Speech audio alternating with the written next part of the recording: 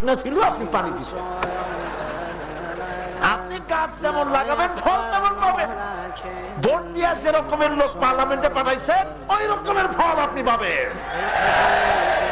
এই জন্য দিনদার ইমানদার আলেম তাদেরকে পার্লামেন্টে পাঠান, যাতে কোরআনের রাজ কায়েম হয়ে যায়।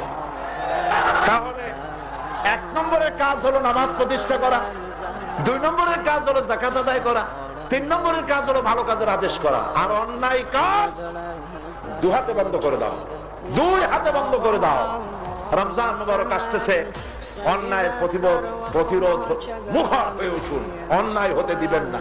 সিনেমার গান বাজনা রাস্তায় বাজতে পারবেন না আপনারা?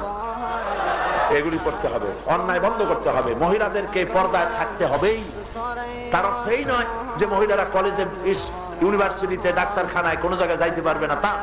মেয়ে লোকেরা রাস্তায় বেরোবে পর্দা সহকারে। ইসলাম তাদেরকে অধিকার সব থেকে বেশি দিয়েছে। এই ভালো কাজের আদেশ আর অন্যায় কাজের নিষেধ করেছিলেন মুহাম্মদুর রাসূলুল্লাহ সাল্লাল্লাহু আলাইহি ওয়াসাল্লাম। কয় বছর শাসন করলেন মদিনায় বলেন? আর এরা বলে কি ইসলাম আর রাজনীতি আলাদা। ইসলামের রাজনীতি যদি আলাদা হয় তাহলে রাসূলুল্লাহ রাজনীতি করলেন কেমনে? তিনি প্রেসিডেন্ট ছিলেন না? প্রেসিডেন্ট?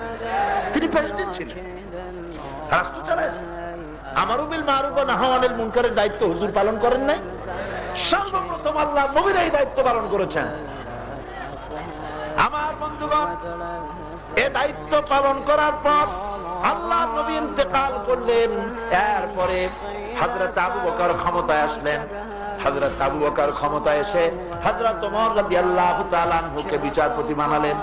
হযরতে ওমর হচ্ছেন মদিনার বিচারপতি।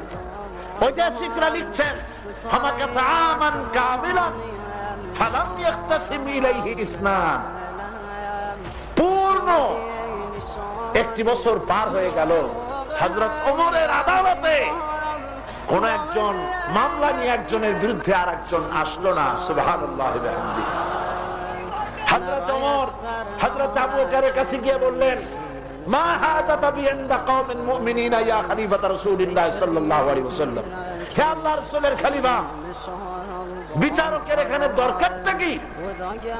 কি জন্য আমার একটা বিচারক বানায় রাখছেন? তিনি জিজ্ঞেস করলেন, লিমাযা, তুমি কেন এই কথা বলছো?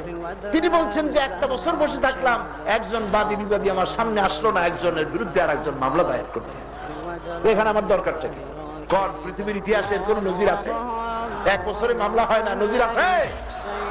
হযরত আবু বকর জিজ্ঞেস করছেন, ওমর, এর কারণ কি বলে তুমি মনে করো? তিনি বলেন, আমি মনে করি দীনুহুমুন নাসিহা, এই জাতির দিন হচ্ছে কল্যাণ কামনা করা। প্রত্যেকের কল্যাণ কামনা করে, সেই জন্য মামলা হয় না। ওয়া মানহাজুহুমুল কোরআন, আর এদের মানহাজ, টার্গেট, এই সংবিধান হচ্ছে আল্লাহর কোরআন। ওয়া আমালুহুম আলাল আমরি বিল মারুফ ওয়া নাহয়ু আনিল মুনকার, আর তাদের আমল হচ্ছে ভালো কাজের আদেশ করা, অন্যায় কাজ থেকে মানুষকে ফিরানো। এটাই হলো তাদের দায়িত্ব। এই কারণেই মামলা মোকদ্দমা হয় না। ফাফিমাহুম ইয়াখতাসিমুনা ইলাইয়া ইয়া খলিফাত রাসূলিল্লাহ সাল্লাল্লাহু আলাইহি ওয়াসাল্লাম।